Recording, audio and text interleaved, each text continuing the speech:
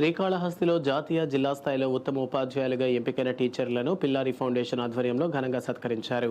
స్థానిక సరస్వతీబాయి ఉన్నత పాఠశాలలో జరిగిన ఈ కార్యక్రమంలో జాతీయ ఉత్తమ ఉపాధ్యాయుడు కూనటి సురేష్ పాల్గొన్నారు. శ్రీకాళహస్తిలో పిల్లారి ఫౌండేషన్ సామాజిక సేవా కార్యక్రమాల్లో భాగంగా జాతీయ జిల్లా స్థాయిలో ఉత్తమ టీచర్ అవార్డులు అందుకున్న 14 మంది ఉపాధ్యాయులను ఘనంగా సత్కరించారు. స్థానిక సరస్వతీబాయి మున్సిపల్ ఉన్నత పాఠశాలలో సన్మాన కార్యక్రమాన్ని పాఠశాల ప్రధాన ఉపాధ్యాయురాలు బృందాదేవి ఆధ్వర్యంలో చేపట్టారు.